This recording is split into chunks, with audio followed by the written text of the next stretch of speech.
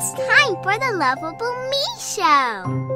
Based on the award-winning book series, I Am a Lovable Me.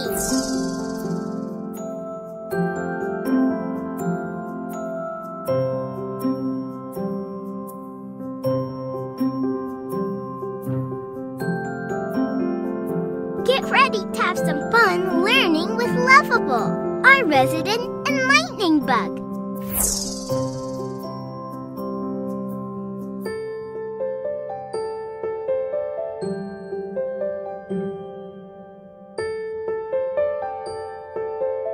Are you ready? Close your eyes and let's count to 3. 1, 2, 3. Now open them. Here we go. Hello and welcome to the Lovable Me Show. I'm Sharon Penchina, author of the award-winning I Am a Lovable Me books for children. I'm so happy you could join us today. In just a few moments, we'll play our weekly video vlog message. And today's vlog is all about the benefits of stretching. After the short video plays, don't go away because I have a special guest with me today, and we're going to discuss lots of tips regarding children's yoga. We'll be right back. Welcome to the Lovable Me weekly vlog, where you will find valuable tools and enlightenment to support your child's self-confidence and self-esteem. If you stretch correctly and regularly, you will find that every movement you make becomes easier. Bob Anderson. We all know the importance of exercise, especially for children. Regular exercise from a young age ingrains healthy habits for life. While exercising is an important habit your child should be practicing regularly, stretching is beneficial and necessary too. Neglecting to stretch before or after exercise can lead to the risk of injuries and delayed recovery. Stretching both before and after exercising offer great benefits, including gets their blood pumping. Spending a few minutes stretching and warming up before exercising allows your child's muscles to have less tension and they'll be ready to get out and play. Reduces the risk of injury. When children go directly into exercising without warming up, they can easily pull a muscle. The same is true if children don't properly cool down post-exercise. Their muscles will not recover as quickly and could experience an injury. Increases flexibility and range of motion. Stretching can significantly increase your child's flexibility and range of motion. Releases stress and tension. Stretching exercises not only relax your child's muscles, but also help relax their mind. If children learn correct exercise and stretching habits when they are young, they can continue to practice them when they get older.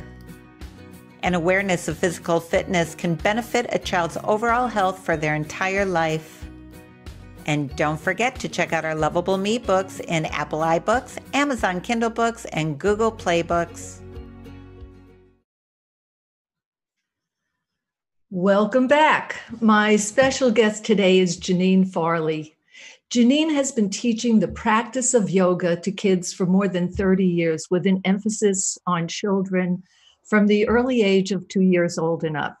She has her own unique branded style of kids yoga, and she's an experienced instructor who has had several hundreds of hours of training and is certified through Yoga Alliance. Jeanie teaches Yoga Nidra, a guided meditation for adults and children, and she plays a symphonic gong and crystal bowls. She teaches yoga classes to young children at several schools and studios in Scottsdale, Arizona. And she's a welcome guest on the Lovable Me Show. Jeanie, I'm so pleased that you could join me today. Welcome. Great. Thanks, Sharon. I'm happy to be here. Oh, it's terrific having you. You know, I want to share something with the audience. The way I connected with Jeanie is through taking some of her Yoga Nidra classes. Mm-hmm. And if you've never taken Yoga Nidra or don't know what it's about, I really highly recommend you check into it because it's one of the most relaxing and most rejuvenating practices that I know of. So thank you for doing that, Janine. Can you share some info about kids yoga and what it means to you? Give us some background and some, tell us about kids yoga. Sure. So when I started teaching children's yoga, it was very interesting because I would go observe a lot of kids' classes going on. And I found a major theme happening when I would go observe. It was a lot of adult yoga to kid terminology, which is effective to a degree, but I've always felt like the kids needed just a little something more. So I ended up kind of curtailing and kind of tweaking my own program to include a lot of cross-lateral movements that connect the hemispheres of the brain. Because when that happens, it really gets the kids integrated into their bodies and also just more aware, alert, and just more clear thinking in general. So that's kind of what prompted me to kind of do a little bit of a different program with yoga for kids. Mm-hmm. And is that something like, I know when children or toddlers just begin crawling, there's that cross crawl method, and it has an impact on the brain. Can you elaborate on that a little bit more? Maybe give us an idea of what that looks like or how you implement that in terms of the yoga poses. Yeah. So when kids are young, they go through these certain maturation periods, like you were just speaking of the crawling. So that crawling is working both hemispheres of the brain. Both hemispheres are talking to one another. So those neural pathways are open and they're fluid and everything is moving. What happens is if kids don't, let's say they walk before they crawl, it doesn't mean anything detrimental to their health or to their well-being. It just means that those neural pathways might not be as strong, or those connections aren't quite made well during that time. So in my classes, I incorporate that as much as possible so that if for whatever reason those stages in their lives didn't get to their full maturation, then we're getting it through our class, which is going to just help them overall. Absolutely. And does that look like, when you're doing the yoga poses, or that you want to address the right side of the body to the left side of the body so that the left side's talking to the right hemisphere, the right side's talking to the left hemisphere? Absolutely. Yeah, because there's a good balance of that logical side of the brain and then the more intuitive side of the brain. And we predominantly, all of us human beings predominantly operate from one side or the other. So when we're doing these cross-lateral is anything that's crossing the midline, the center midline of the body. So that's why sports for kids is so important as well. Because if you think about a child throwing a football, they're going back with the arm and they're crossing their whole body when they go to throw the ball. So that's automatically connecting the hemispheres of the brain in that way. So yeah, we do a ton of different cross-lateral movements, maybe touching right hand to left knee, left hand to right knee. And I do a lot of rhyme and song and make it fun for the kids so that they're not, bored while we're doing these things, but they love it. There's a lot of hand-eye coordination things going on, which is kind of fun. We do a thing where we unroll the ears and then we stick the tongue in and out really fast, because it kind of affects the palate, the roof of the mouth, which affects the brain center. So there's a lot of this stimulation going on. So kids yoga to me is like a multi-sensory program where we're doing a lot of these cross-lateral connections to help kids integrate better. And that turns into a calm body, a clear mind. And not only that, they're able to retain material they learn in school to a greater degree with these stronger connections. Yeah, that's terrific. It sounds like you're integrating a lot of science and research into the yoga practice, which is terrific. How can you tell us a little bit about how yoga has maybe become an even more important modality? I know it's very popular now, but in this climate, in the world we live in, and children being bombarded by, so much in the media, et cetera, do you find that yoga is even more important? And if so, how so? Give us a little bit of insight as to that. Yeah, as we move into this age of technology definitely has its place and is progressive and helpful to a degree. But what happens is when kids get so distracted from these devices and lots of media is coming at them rapidly, they lose the connection to their inner self. So when they do these yoga poses and positions, and we actually link the breathing to the yoga, it brings them that calm and that centeredness and less distraction of the outer, and really learning about self-care on the inside. That's something that's not really talked about from, the time kids are tiny to grown, about this idea of caring for your emotional self, for your inner self.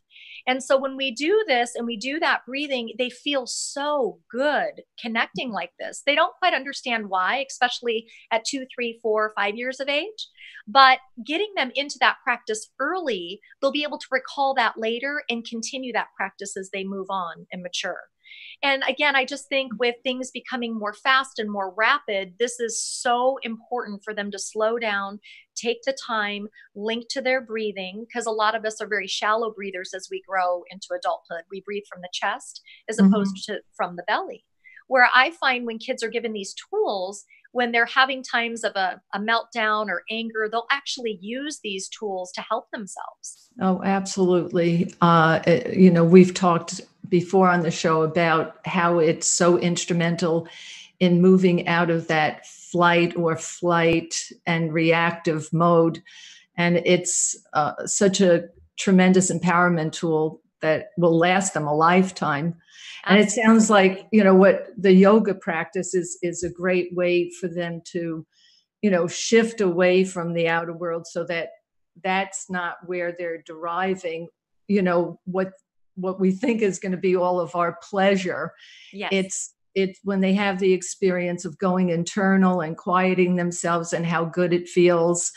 That now becomes a place where they want to reside, in a sense. And so it's really a terrific practice. I'm wondering what your thoughts are on, the positive impact that you're having in the lives of these children. What are they walking away with? What is your hope that they'll walk away with? I really want them to walk away with a good sense of self and tools to help them regulate their emotion. There was a 3-year-old class that a friend of mine taught yoga to, the same type of yoga, the cross-lateral movements. And she shared a story with me that I thought was so profound, that she had taught candlestick breath to them. And candlestick is just taking the 5 fingers like candles, taking a deep inhale breath through the nose, and then blowing on the thumbs, and then blowing out that candle. And then we work on the next 4. So we're doing 5 long, deep breaths. And she had taught it to the full class of kids. I believe this was at the ASU campus. They were doing some research on the effect of yoga for young children. And it was amazing. She came back the next week and the teacher said, "Oh my gosh, John was having a meltdown." And Sarah went over and said, "Let's do candlestick breath." And they put their hands together. And before she knew it, the whole classroom was doing it together. And these kids were 4. I mean, so they really will recall tools that will help them. And it was so gratifying to know that they were doing that automatically. So I want them to walk away with that better sense of self, and knowing that these emotions and these moods are normal. First, identifying what they are, and then, okay, what can I do to help myself in this moment? What will help me to either calm down or maybe give me a little more energy if I'm tired, or that sort of thing. Yeah. And, that candlestick exercise is a great one that the viewers, the parents and caregivers, can use right away to get started in teaching their young children, and do it along with them, because it's a great way to spend time with them and bond with them and do something so positive. So that's something that's, again, an immediate, tool they can access. What about anything that you might recommend as just sort of one little takeaway for the parents or caregivers in terms of an exercise or something where you're doing that, cross, what did you, I don't know how you phrased it. The cross-lateral movement. Cross-lateral movement. Is there something that, maybe they can just sort of get started with right away? Is there something you recommend? Yes, there's two exercises actually that work on the ears and also work on, like I was talking about, the palate of the mouth. And that's really important because kids learning to click clack. So we take our fingers and we go to the tops of our ears. And I always tell kids this is a great thing to help your child listen. I say, oh, we got to get our listening ears ready. So pull them open, just gently roll your ears open. So they're going around the outside of the ears as if they're rolling them open. Then they get to the earlobe and then we click clack.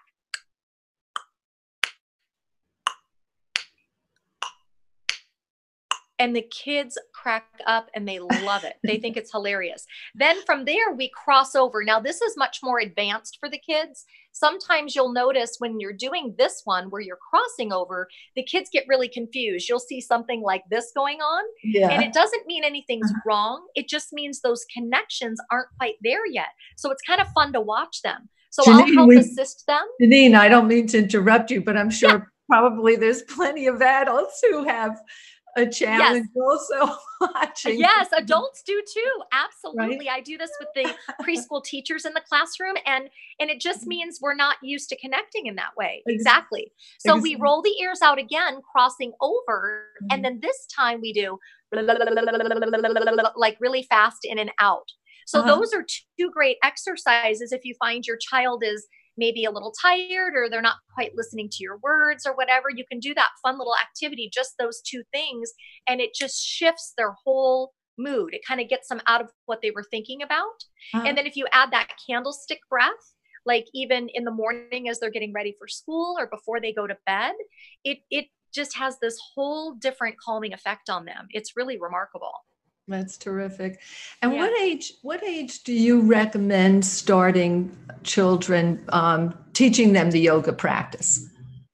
Well, it kind of depends. That's kind of an interesting question because there are mom and me classes out there. So the sooner you can start your child, I think the better. And it's a great bonding for mom and dad and baby to be in these, mom and child or dad and child yoga classes. So they can start anywhere from year and a half old and up. The children in my classes are typically ready about age 2. Now, people constantly say, oh my gosh, what are you doing with a 2-year-old? So there is quite a much more dynamic movement going on with the children at that age to keep their attention and allow them to kind of explore, like we'll do animal walks, a downward dog walk across the floor, because then they're moving more dynamically and it keeps their attention. But I would say anywhere from a year and a half with, baby and me classes all the way up from there. That's terrific. I just love it. And, if there's anything else that you want to share with the audience, I want you to feel free to do that. But certainly also share your information if anyone wants to connect with you or wants to get more information, please, before we close the show out, go ahead and do that. And in addition to that, I know I'm sort of hitting you up with a lot of things all at once, but again, I kind of go back to the yoga nidra, and I'm assuming that's something that you do teach young children as well.